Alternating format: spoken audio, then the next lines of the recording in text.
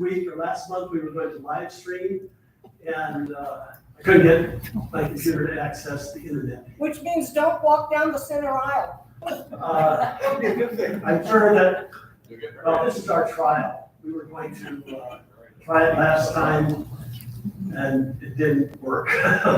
But you'll get some information here later about how you can, since this is going to be such a fun meeting, how you can go to YouTube and watch it all again. In case you forget what we talked about here, as some of us like to do. I watch it to see what I talk about. All right, Dale Barnes, Dale, there. Jeff, did you go talk to Dale? We need everybody who's going to talk into the microphone so the people who are watching online can hear it, because we're picking up the sound through the sound system. All right, Dale, tell us about you, how long you've been here, what your photography experience is, whatever you want to tell us. Well, I moved here about 4 years ago, almost exactly 4 years ago. And when I moved here, I was working part-time, quite a few hours a week. And so it was hard to attend club meetings and other things like that. So when I stopped doing that, the pandemic hit, and there were no more meetings to go to. So this will be my first meeting because of that. And I've been taking pictures for a long time. I don't know how many years, but as long as I can remember. And so I look forward to seeing what the club is about and getting active in the club. And it's nice to be here. Very good. And he also took photos, sports photographer at Camp Randall Stadium in Madison, Wisconsin, which is my hometown. I did. I was one of the Wisconsin Badger football photographers. Well, this isn't a Texas A&M guy. Well, I did go to Texas. Oh. All right. Jeff, Steve, where did Steve park? Okay. Steve, I'm from Hilo, Hawaii, and I am here for a few weeks, and we're thinking about moving here maybe. I'm a member of a photography club there in Hilo, and I love nature photography, astrophotography, and you name it. Thank you. The other name on the list is Rich Morboss, but Rich has been a member forever. Where is Rich? Did you sign on the wrong one? Or are you a new member? All right. Well, welcome. Glad to have all of you. Al, Yes. I just looked and it is on the channel. Oh, good. I did get dropped once because of security, and I suspect that's because I'm on the Sun City unsecured Wi-Fi. Okay. But it is working, best I can tell. There you are. So those of you who are watching, if there are any of you watching that couldn't hear Walt, he said it's working, and you would know that because you're watching, right? All right. Tracy's not here, but Tracy's our field trip person. Our next field trip is on April 19th, right on the Center for Kids. Right on the Center for Kids. This is a horse thing where kids ride horses and you're photographing horses, but it's full. So if you wanted to do that, you're too late. If you signed up, remember to attend. Alan, there is a wait list. There's a wait list. There is a wait list. If you really want to go ahead and sign up on the wait list, because Tracy has arranged that if there are enough people on a wait list, that we'll do a second session later that same day for more Okay, people. what she's saying is that there's a wait list. So if you wanted to be on a wait list and there's enough on the wait list, then do a second session that same day. So register, and I see I've got my thing out of order today. I'm pushing the wrong button. Financial report, as of March 2022, we have a balance of $8,500, a membership of 222. Announcements, iPhone SIG. Bob Bearden is here. These are just some of the subjects that he'll cover on this May 6th in the studio, and this is the first iPhone SIG meeting in the studio since of 2 years plus. So that's a big deal. So those are the subjects that will be covered. You can submit up to 3 images. See the calendar for the details of how you do that. The Nature Sig is Friday, this Friday, April 15th at 2 p.m. in the for those of you who are new, we call the game rooms 1 and 2 the studio. Okay. Competition Sig, Wednesday, April 20th. That's next Wednesday at 10 a.m. For the first time, we used a PSA judge. So the PSA judge who lives in California, reviewed our images, made comments on them, and selected the first, second, and third place. And you come to that meeting and you'll see the results and with their comments, and Jim and I will have also commented on the photos. So you'll see that. If you want to participate in this competition, SIG, go to the web page and find the place where you can upload your photos. You can, they're any size, any subject, just go ahead and upload them. You can have one for competition and one for review. So consider that. I wanted to remember, Jim, where's the mic? Jim leads the digital PSA Digital SIG, and he has some awards that you'd like. Yes, with Carlos and Ken Johnson. For round 2 of the PSA Digital SIG, Ken Johnston and Carlos Rio got honorable mention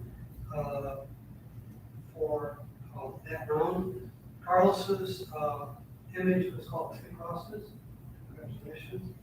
And Ken's image was titled Griff's Cove.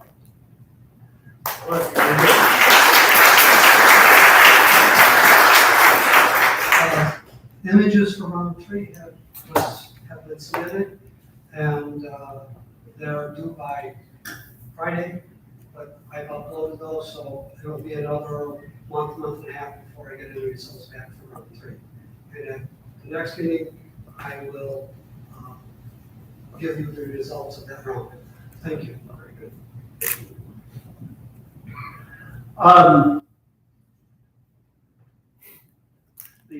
We're having a organizational meeting for Landscape SIG last month. I passed around a form and 25 of you signed up saying you're interested in a special interest group for landscape photography. And so that's organizational meeting will be on Friday at 11 o'clock in the studio. And the Bird SIG, we also had people sign up for that last time.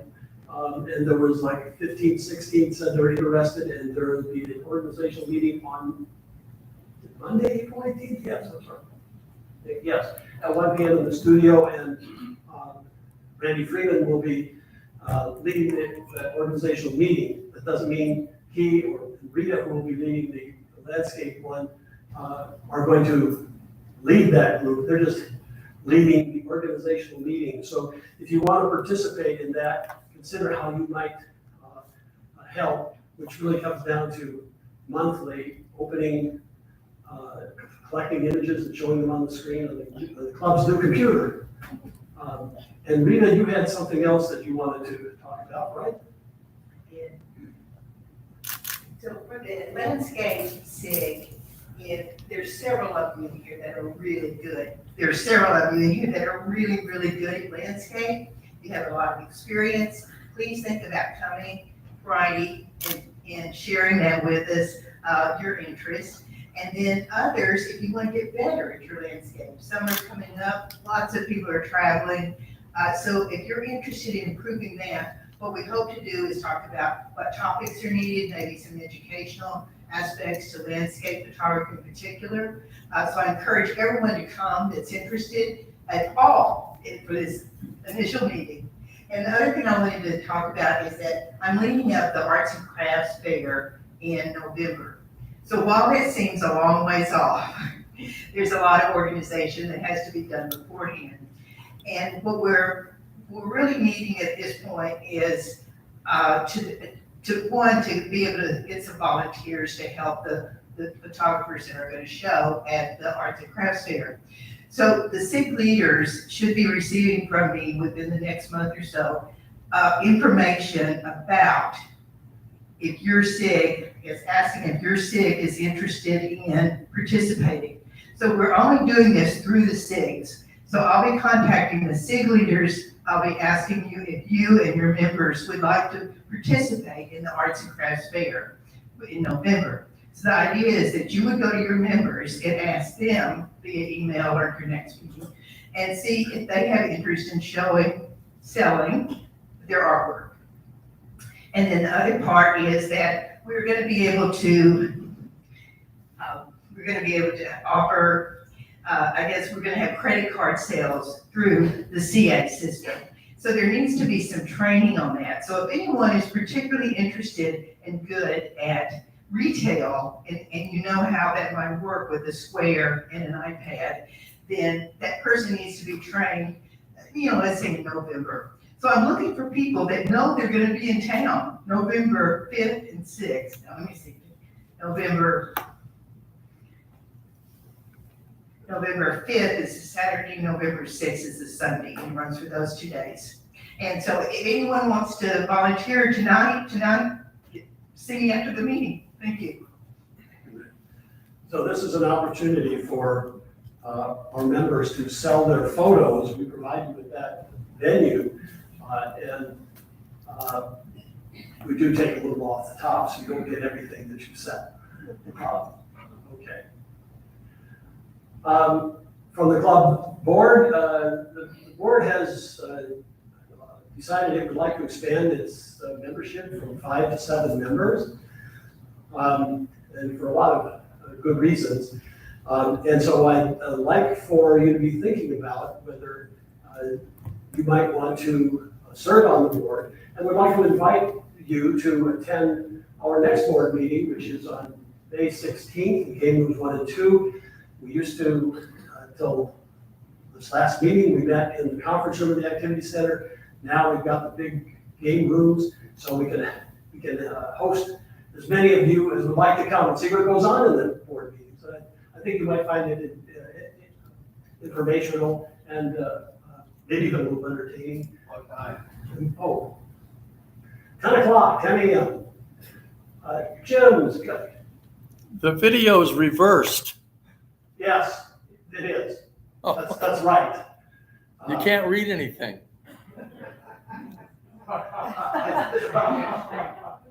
Yeah, I think that's probably right, but I think what's projecting is correct, Okay. I think. But we'll see, we're trying it out, first time. Alice, question? Yeah, What are the 2 positions there? we haven't decided those yet. The question is, what are the positions that we're looking for? We're working on determining what those positions are going to be. Marcia is going to raise her hand and wants to say something, so I'm going to give her a microphone so I don't have to repeat anything that she's saying.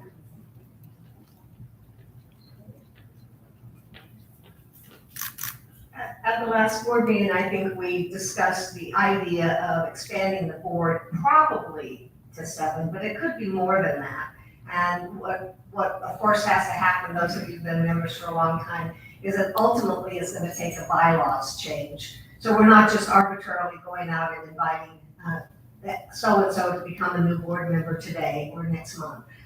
It's just in the very beginning stages. So it is that part of 5, number of 7 isn't really carved in stone yet. But it will. Okay. For those of you who are enjoying this meeting so much, or want to go back and see what was said, you can do that by going to YouTube, search for Sun City TX Photo. Don't put Photo Club, because if you do that, YouTube goes nuts. I know, I tried. And then search on Sun City Photo, Sun City Texas. On your computer, click on live, or you'll see the logo on the screen, you click on it and it'll play. So we'll be replaying that. YouTube just records it, we'll replay it, and it'll be there probably forever. Announcements. Photographer of the month. We just have a new photographer of the month beginning probably today. Deb Peak is our photographer of the month for this month. And her photos are out there, they're on the website, and take an opportunity to take a look at them. Some very, very nice stuff. In May, Mitch is going to be our photographer of the month. And we know from his testimonial that they're all the best photos ever made. So, yeah, he's agreeing. So Mitch will be, it's not kind of odd, because photographer of the month, we assume that photographer of the month of April would be from April 1 to April 30, but no, it's April 15 to May 15. Anyway, so congratulations to you. If you're interested in being a photographer of the month, please let any of the board members know that you would like to hang your photos and be photographed. Dave Warner has a library exhibit. Dave's been a long-time member, and he has an exhibit that started yesterday, I believe. It'll go until July 3rd at the library in Georgetown. The Many Faces of Texas Festivals. He barely has gone to all these different festivals and made photos of people wearing all their interesting garb and so on. So go down there and take a look at his exhibit. The board has approved the Sun City Photography Club Education Framework and Education Plan Template. So what is that? Well, Barbara Friedman is going to tell you all about it.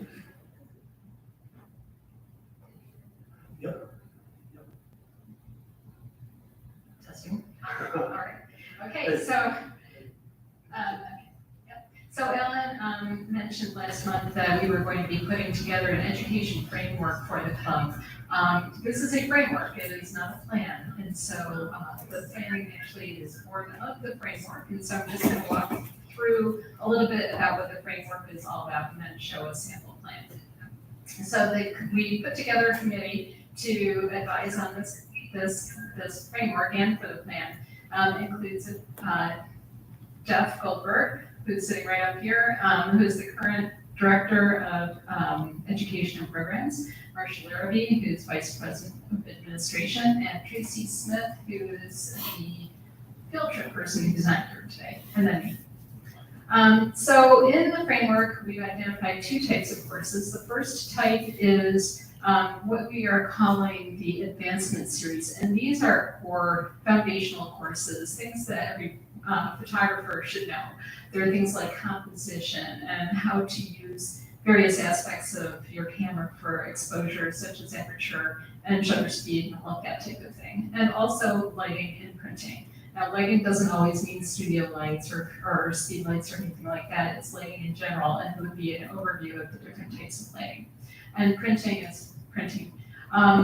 So each of these classes will be held at least once a year. So anybody who is ready to take the next class up can be assured that they will have the opportunity to at least once in a year, possibly twice if we have enough interest.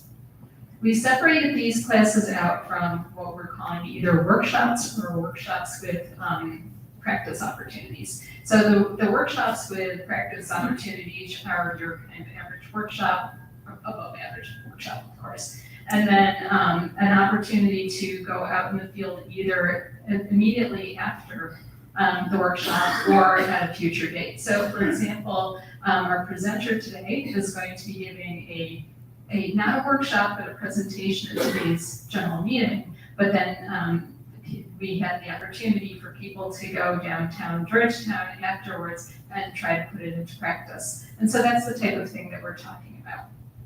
And we want to be able to offer at least one workshop per month. And more often, I think it'll be 2 or 3 workshops within a given month because there are very many different interests here.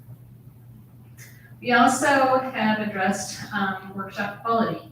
And so we want to have people who have not only the photographic experience, but also the teaching or presentation experience to go along with it. And so for that, we're going to be making sure that they can identify what the course goals or the objectives are, the learning outcomes, and also identify what level of photographer they'll be offering the class for.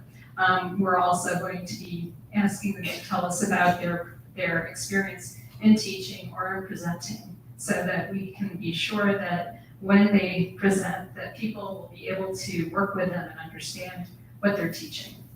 We're also going to collect course evaluations at the end of each workshop or each class, so that we can work on the types of things that might need work that we've identified during the class.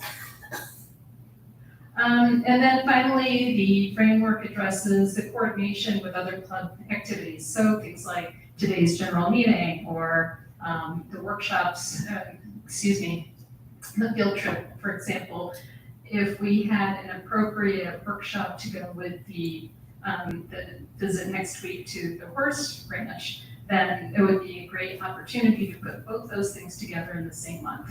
And another example of this would be to have a workshop about printing a month before the exhibition, the annual exhibition takes place, so that people can get the best out of their prints for the exhibition. So we're going to try to work together, not only within the club, but also with other clubs, to put these opportunities together in a meaningful way so that people can have just-in-time training on the types of things that they're interested in. So how does this all play out? What does this all mean for you?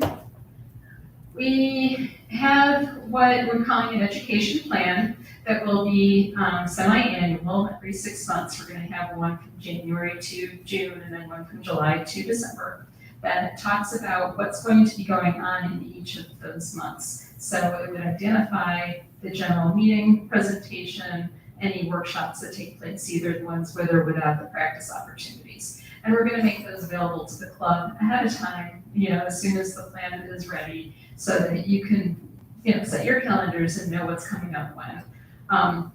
And I'm hoping to have some workable version of the plan for July through December 2022 ready by May, so that you all can see what's going to be coming up.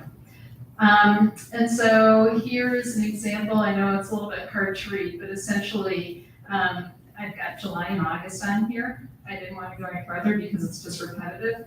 But July, not a lot going on. We may just have a standalone workshop or two.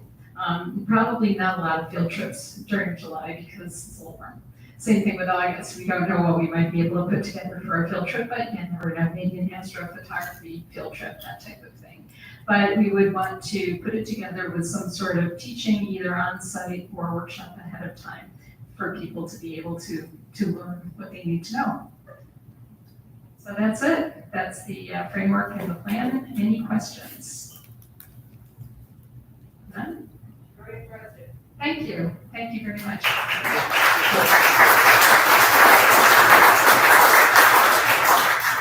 Appreciate it. One other thing I wanted to say is that the framework will be available on the website under administrative, because it's kind of dry, so not so exciting, but as soon as the plan is ready, we will make it available through the website. Thank you.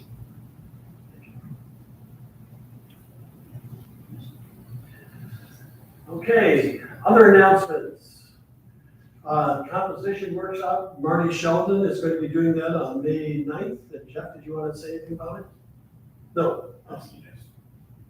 Yeah. As you know, Marty was presented 2 months ago on composition. He's agreed to put this into a workshop format for everybody on May 9th. And I hope as many of you who want to learn more about composition can join Marty at that workshop. And then is it, there's registration on the. No registration required. Everybody can show up. Yeah, but. What time and where? I'll look that up. Marcia? The work, I'll just yell, nobody's ever had to have it fight for me before. The email announcing the workshop goes out on Friday, the 15th, and registration opens on the 15th. The workshop is in the studio on May 9th from 9 until noon, I believe. It's all on the calendar, and that's where the registration button will appear magically on Friday the 15th. Thank you. I'm gonna just stay there because you're gonna be one more. Studio lighting, we're going to have a studio lighting workshop on May 13th. Now, this is not how to use strobes and lights to get great portraits. This is about how to connect the lighting to your camera, how to put together a softbox, how to put a light on a light stand. It is basic, how to do basic stuff. You can't do great work unless you know how to do the basic stuff. So that's what that is. It'll be registering on the calendar. We haven't got a date yet. There'll be an email that'll come out that will tell you, I think will come out next week, tell you when the registration will be open. It's limited to 12 because it'll be in game rooms 1 and 2, and there's limited space there. So it's $25 payable to this Sun City, Texas CASCTXCA, payable at the door by check. So be looking for that. The composition workshop is 10 a.m. Okay, competition or composition is at 10 a.m. on the 9th. All right. Photoshop Elements, many of you indicated an interest in that, and so we work with the computer club. They have that course, and they are making it available to our club members without having to be a member of the computer club, but waiving that requirement.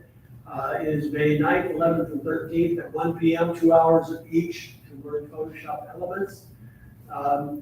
There are 2 spaces left, or at least there were. The cost is $30 payable at the door, and you can register on the calendar. Fun Photo Fridays are back. Yay. Yeah, yay. That was another one that's been in hiatus for 2 years. And so for those of you who don't know what it is, it's a gathering, bring a snack, bring something you can share, and I upload a whole bunch of photos. Jim, where are you? How many photos do you want people to upload? No more than 8. No more than 8. Any topic. Any topic. And is that on the upload site on the website? How do we do that? We'll be sure. Okay.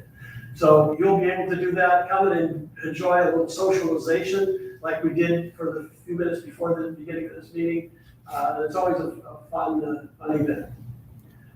The St. David's Hospital exhibit. We've been invited to exhibit at the St. David's Hospital, and we agreed that the theme would be the best of Sun City Photo Club. And we're 30 images, and the requirement is that they must have won an award in our annual competition going back however long. Or if you are new and haven't had the opportunity to participate in that, you can submit a photo that has won an award somewhere where you have been, whether it's Hilo, Hawaii, or Madison, Wisconsin. So more information will be coming out about this soon. But we need to have, these are printed images, and because they've won awards, you probably have them already framed and matted and ready to go. So there's not a lot of expense that you'll have to incur. Something else I'm going to say about that. We will need to have the digital images sometime in May because the hospital will want to put out listing, printing the images and giving information about it. So be ready for that. You should be hearing more about that soon. Dick? Do we have to submit them or somebody go pick them or? Well, you register. I know in the past we've had some, we haven't been able to fill them up so easily. Sherry last year was looking for more contributions. It's going to be the first 30, I guess, that submit. Yeah, you'll register, you'll sign up. We'll probably, because the information required that we can't get on the CA's website, we may use a registration form similar to the form we use for the survey, where you go complete it. It's just your name, and there's an opportunity to sell photos. We'll have a little card that's printed with the information you have, and the hospital isn't going to ask for any cut in what your sale price is. The club will. But anyway, we're giving you an opportunity to exhibit your photos, so you might want to take advantage of that. Rita? Right now it's me. Okay. The exhibit is July 18th to September 9th, so they're gonna be hanging there for a couple of months. And they have to be appropriate for a hospital. No cemeteries, no grieving mothers, you know, stuff like that. We want this to be uplifting. So, so if you have a photo that's won an award that's an uplifting photo, that's what we want. That's what the people at the hospital would love to see. Okay. Jeff, you're up. I have, what did I do with it? Oh, I put it over here. We have a special guest, and while Jeff is introducing her, I'm going to be running over here trying to get her presentation working. Thank you, Alan. I'm really pleased that today we have with us our speaker, Deborah Cole, who's an awesome photographer. She's also many other things besides a photographer, a businesswoman and an author. And I'm hoping she'll take a few minutes at the beginning of her presentation to give you more detail. Let me tell you how we had the fortune of having Deb here. Deb, you're Deb. Okay, there. You may remember that last year we had a guy by the name of Bob Patterson. That's our speaker. He's from the East Coast. He's the publisher of Street Photography Magazine. Thank you. He's the publisher of Street Photography Magazine. He couldn't be here because of the distance, so he did it by Zoom. But when I asked him about, is there someone you can recommend in the Austin area who can come and do a workshop and presentation on street photography? And without stopping to take a breath, he said, you should talk to Debbie Cole. Here we go. Debbie's here today. Thank you. Immediately following the end of the club meeting today, Debbie's going to meet with 7 of us who have registered for a street photography workshop. We are going to meet on the west side of the courthouse. That's the 8th Street side. Now, I noticed that Debbie was kind enough to bring some of her books for us to peruse and possibly buy. So I hope she's going to be caught up at the end of the meeting doing that for a while. Well, we will gather at the side of the courthouse as soon after 4 o'clock as we can all get there for a workshop that could last for up to 2 hours with some follow-up opportunities for feedback on your photos from Deb. So Debbie, thank you for coming. Please welcome Debbie Cole.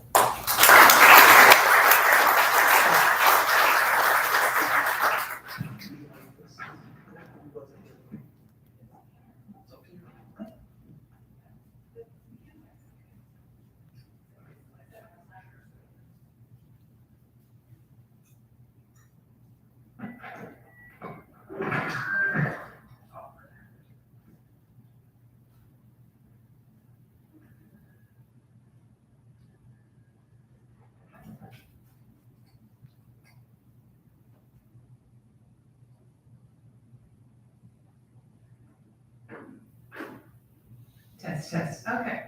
I'm Deborah Cole. I am from Austin, and I'm delighted to be here. I think an awful lot of Bob Patterson, who is a hardworking editor of Street Photography Magazine.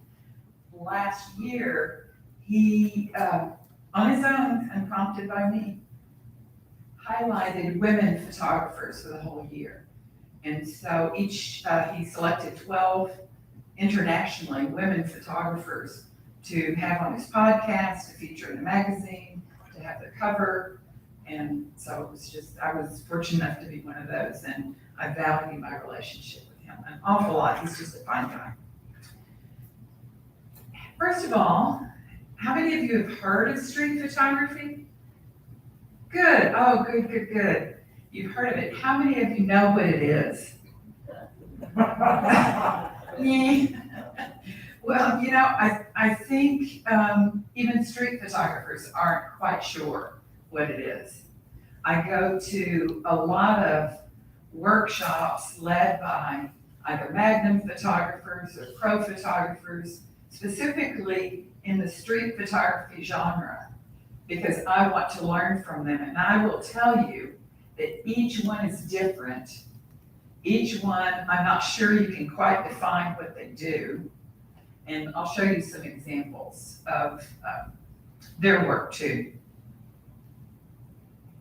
So we're going to tweak the title a little bit, using street photography techniques to improve your travel photography. And I put quotes around improve because I love this title, but I just want everyone to know, and all the stuff that I say today, it's my opinion, so it's coming from me, not from the street photographer in the sky or from Bob Patterson or anyone. It's just from me. I think that everyone is born creative in one way or another, and a lot of us that are lucky have chosen as our expression photography. And I think what we do, the images we make, the work that we print or that we just look at, I think it's just because it caught your eye, then it's good. It's good. And I don't know how many of you do a lot of entering competitions, but I do. And one image that will win first, second, or third place in one gallery will get no attention somewhere else. The Women's Street Photography group in New York that I've had the privilege of exhibiting with once in New York said that one time they had 7 jurors selecting images. And they asked each of these 7, pick out your top 3 independently out of all the entries. Pick out your top 3. And so how many total images would you think they came up with? Yes, ma'am, you're right, 21. Not a single one of them crossed over from juror to juror. So I just want you to know, be proud of what you do. Well, I don't want you to know it, I want you to feel it. Be proud of what you do. Don't have any shame. Never discount what you do and say, oh, I'm not really a photographer. You're all photographers. You're all creative. You're all photographers. So I don't know that you need to improve your travel photography, but I will tell you, I will share with you some ways to tweak it, maybe. Let's see, forward. Let's see if this is forward. Yes. So those of you that are going with me this afternoon to do a little walkabout, if you would either photograph this or somehow get my email address, because part of the assignment is going to be to send me, and we'll talk about it when we get there, send me some images and I'll give you feedback on them. I'm not going to critique them, but I'm going to give you feedback on them from a street photography point of view. Also, if you ever have any questions about street photography, you're welcome to call me, or that's my email address. And at the bottom, those are the 2 books that, although I've been a writer all my life, and in my business, I did a business for 35 years, and in my business, I did all the photography. Well, my title was not photographer, I was the president of the corporation, but I did all the photography, I did all the written work, and did all of the public speaking. So I put a lot of myself into my photography, my speaking, and my writing. The first book, Letting Go, How Less Becomes More, is about my transition from the corporate world to being a photographer. And the second one is a book that just came out this year about 35 women entrepreneurs, and I did the writing and the photography. So also afterwards, if anybody's got a question about, I always want to get my images into a book, you want to talk about it, we can talk about that too. Okay, so I started out as a landscape photographer. Part of the reason was that I loved hiking, I loved traveling all over the world, I loved anything that would get me out of doors. And so I just thought, well, I must be a landscape photographer then, because I like taking my camera places and I like taking pictures. So I found who I thought were some of the best teachers in the United States, and I would sign up for classes with them, workshops that we would go places. And so one went to West Virginia, and I stood with the other 10 students in the class, and we all took the same picture. And I think they probably all look pretty much the same.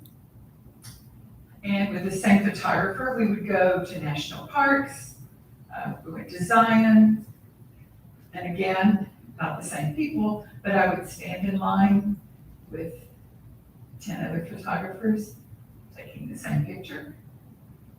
And I loved the work. I printed it, I put it on canvases, I hung it on my wall, I sold some of it. It was helping me learn techniques, but I didn't feel it. I wasn't feeling it. Until 2017. When I took this photograph, I know exactly, well, of course I know exactly where I was, but at that time, I had, with crampons, had hiked down icy embankments to get to this place to photograph this waterfall, again, with 10 other photographers.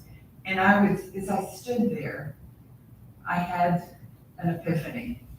Have any of you ever had a moment in time where you just thought, wait a minute, either this is very right or this is not right? And when I was standing there, I thought, I love photography, but I don't love this. I don't like being with 10 other people photographing the same thing. Now, this is not a judgment statement. There's nothing wrong with that. I've got some great images that I love looking at. I put them in books. I love them. I like them. But I wanted more passion in my photographs. So that moment, I stood there and I thought, holy crap, what do I do? If I love photography, but I don't like this, what do I do now? And I started watching the people that were there, the other photographers. And so I thought, this is kind of cool. I kind of like watching this interaction of these people talking to each other and instructing. And I think I like some of this macro photography with little drips off of leaves, something that evokes more in me. And that's who I'm out to please. As a photographer, yes, I enter competitions. Yes, I sell work. But at the end of the day, I want to please me. That's why I'm doing it. So I started taking pictures of the other photographers. And I thought, this is kind of fun. You know, getting in a place where they don't see me doing my thing. And so this is one of the teachers and another guy with his tripod showing him a photograph of Paul. And I thought, this is kind of fun. So the evolution, there is, in any creative's life, whether it's me or it's Van Gogh or Matisse, you can see there's evolution. And so part of what I'm throwing out at you today is a crash course and maybe some other things, maybe things you already do, but maybe some other things that you haven't thought of before. And when I travel, what else might I do? And for me, I now want to tell a story. I want something more. So I was in Cuba in 2018, standing in the street, and I really liked all of the street art. So I was photographing different art, different things, whether it's graffiti or really art. And this was just an ad for a haircut store. And as I stood there photographing it, I thought, okay, it's kind of interesting. This is Cuba. You wouldn't see this in Austin. Well, maybe you would now, but now there's a guy coming walking down the street, and I thought, oh my gosh, I know that he's coming and he's going to cross my field of vision, and I'll just wait, and I'll wait, and then he popped into the picture. I took his picture, and it made me much happier because I got a little bit of something that is considered in the big genre of street photography is a little bit more interest than just the picture on the wall. And this picture has been entered in a few competitions. In one where I was present listening to the critique, it got hammered. I was almost embarrassed. And then the next time I entered it, it came in second place in a gallery competition. So, go figure. Okay, I'll introduce you to some street photographers, and I will give you a little bit of information more about street photography. And those of you that are aware of what it is, forgive me for repeating, because Bob may have very well educated you on this. But street photography is one of the broadest genres I can think of. And that's what I love, because anything goes. There was a competition that I watched online a couple of years ago, and the first, second, and third places weren't even on the street. They weren't even outside. That one was in a subway, wrong. One was on a beach, and one was in a storage building. So street photography doesn't mean you have to be standing on the street. It's a state of mind more than it is a location. So James Meyer is a street photographer. He does a lot on the street. Included in street photography is storytelling and whimsy. Different photographers will have different specialties within street photography. James Meyer does a lot of whimsical things, and he's from New York. So I was photographing stuff in New York a couple of weeks ago, and there's always stuff to photograph in New York. When I was in New York, he's the magnet photographer that I was working with. He has a very controversial style. His style isn't my style. He's one of those street photographers that you hear about that pops out when people are least expecting him and will catch them unawares. He also likes the unusual. It's not on a street, it's on a road, but it's outdoors, and it's, for him, it's controversial. And he is controversial. Richard Sandler, somebody you may look at, and it's okay, just because I did the second time. I go, I don't, what's so great about this? These are all, I think these are all magnet photographers. And magnet photographers are the big dogs in the photography world. But this is it's not on a street, it's in a subway in New York. And what's the story? Well, the story is what you make of it. And the photographer sees a story often, but also having a question mark as to what does the story mean, that's also part of what street photographers do. And I will get to a point where I can relate this to travel photography. Alex, and to show you this in color, many street photographers shoot in black and white because they remove the element of color from the mix. They only want it to be about the story, about the feeling, about the emotion. They typically want to evoke an emotion.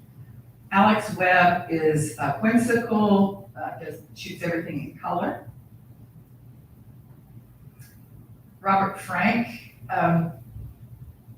street photographer, and it's a matter of, for most street photographers, it's a matter of not necessarily knowing what you're going to get. It's about the moment. There's a moment in time, and this is what I love about it. There's a split second in time that you never anticipated. It happened, and it will never happen again. And you as the photographer, me as the photographer, was the observer. And that can be done in travel photography. It can be done in any photography. It's called the decisive moment. The photographer Henri Cartier-Bresson used that term first, the decisive moment. This is one of, I didn't put her age up there because I'm not sure what it was. And I know Valerie very well. She's one of my mentors. She mostly shoots in black and white. She does shoot in color when it's, she deems it appropriate. This particular spot was in Italy. One thing about street photographers, they tend to go back. We tend to go back to the same places all the time. And she saw this mirror on the wall and she stood there for a couple of hours, nothing happened. She came back the next day, nothing happened. The next day, on the fourth day, a girl walked by. And that was the decisive moment. That moment never happened before, only happened with her as an observer here. And it will never happen again, exactly the same.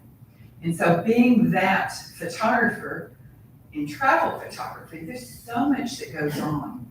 There's so much action, so much interaction, and so much emotional. You go to, you're standing on a dock watching fishermen pull in their catch for the day. And there's so many interesting interactions that go on. And it's not just about the big boat, but it's about, for street, a lot of things that sort of border on documentary photographers. It's about the interaction, the human interaction. And so Valerie, I photographed with her in the United States, several places, and in Paris and in Berlin, and going to places. So I was a travel photographer, but I was also a street photographer because she would take us to places. Well, the cover of my book, Letting Go, is a picture of the Berlin Wall with a little 3 or 4-year-old girl on the East Berlin side, and I was on the West Berlin side. And I caught that moment of the little girl looking through the wall. So it was street photography, but it was also travel photography because I was looking for stories. Vivian Myers, one of my favorite. There's even a movie out about her, quirky female photographer. I won't go into her story, but it's pretty bizarre. One of the early women photographers. And then controversial styles.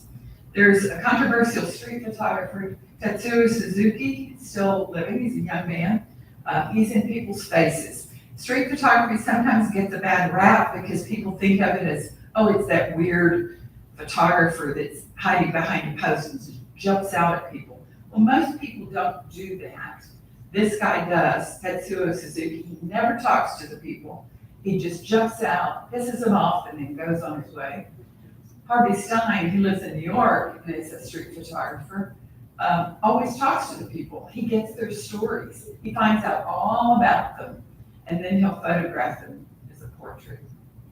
And that's street photography. You might call it portrait photography, but street photography tends to be edited less, often black and white, typically out of the camera. Not a whole lot of Lightroom adjustments, or Photoshop could use that. Not a whole lot of adjustments. And gear. So gear is whatever works for you. Street photographers tend to, I'm just gonna say tend to, there are no rules. They tend to use something little tiny because you're walking around a lot. The first street photography workshop I went to, I showed up with my big honking Nikon and 4 lenses in my backpack, and it was in Paris, and by the end of the day, I was dead. By the end of the workshop, I was on my way home, I went to Precision Camera and sold all of it.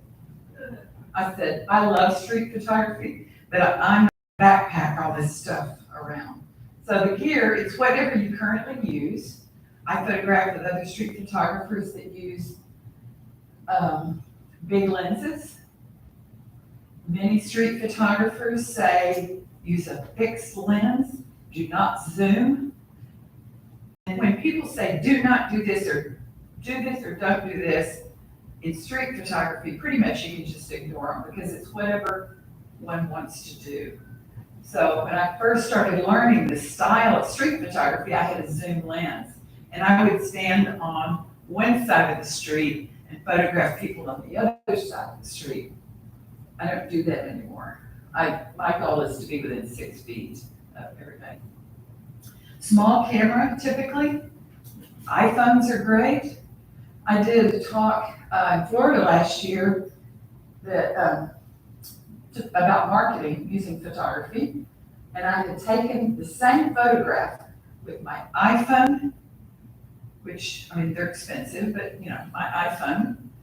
I took some with my little Sony.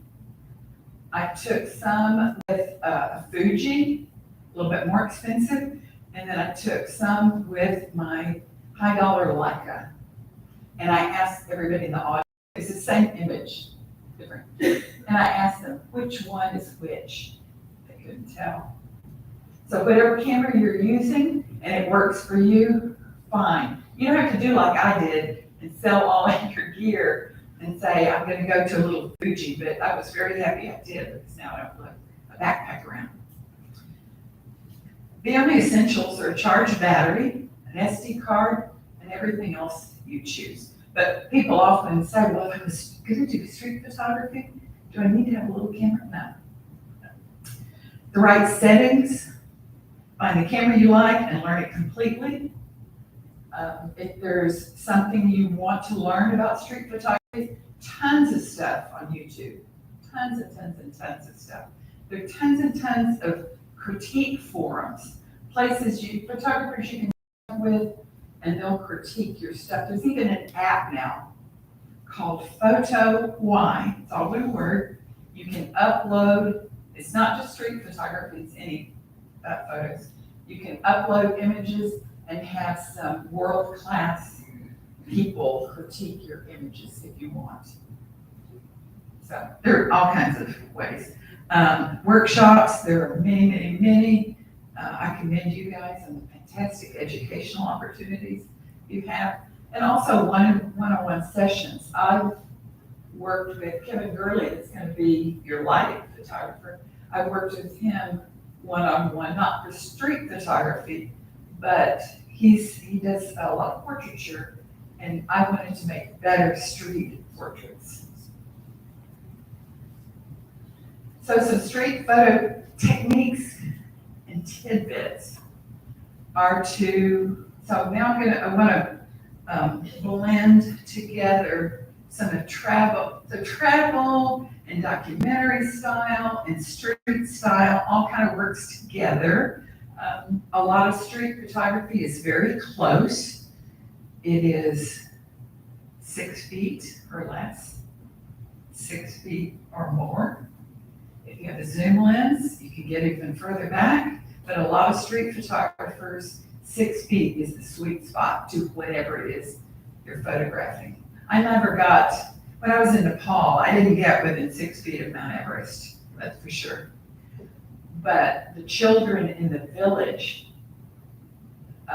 below Everest, I got within 6 feet of them. And I'll digress a little bit. And people say, well, how do you get close? I'm just not comfortable with that. I don't want to get up their face. So sometimes the reason I'm photographing somebody, I usually have an intention when I go out. I love beards. I love hats, I love glasses. And so I'll come up to somebody and say, oh, I like your glasses, can I photograph your glasses? Or your tattoos, somebody that has tattoos, they love to be photographed. And so I usually interact with somebody before I photograph them. Sometimes I don't. The guy that was walking in Cuba in front of the best sign, I didn't ask him first. He was just walking by. So layers in the street photography, there's not, and I'm thinking about a friend of mine who's traveling right now, and she's sending me photos of where she is. And I don't know, she's all in different places. I can't tell what the story is in the photograph. She's not a photographer. So I had said, send me, I want to see where you are. And it's a building that I don't know what country it's in or what's unique about it. I'm always looking for the story or the layers of, I'll show you one in a minute of layers. There's somebody in front And then there's a sign in the middle. They're separate. And then there's a building behind. There's a story. It's a story within that one image. So layers are often used in street photography. Often they're black and white. When I went to Cuba, well, I've been to Cuba 3 times. I have never taken a photo of one of the old cars. That's not my intention. My intention is capturing the heart and soul. In fact, I had an exhibit on it called The Heart and Soul of Cuba, and it was about the people. Well, that's a lie. I did take a picture of a man working on an old car, but it was in black and white. Portraits. Portraiture in street photography is very common. Photographing people sitting somewhere, people doing something, or simply just saying, I like your glasses, or I like your beard. Or one festival I went to in Blanco, I thought, gosh, there are a lot of interesting hats here. So I took big photographs of people in their hats. And that was my theme, that was my story. So that's travel photography it's about beauty and wonder and awe, and it's also about stories, the stories of what you encounter there.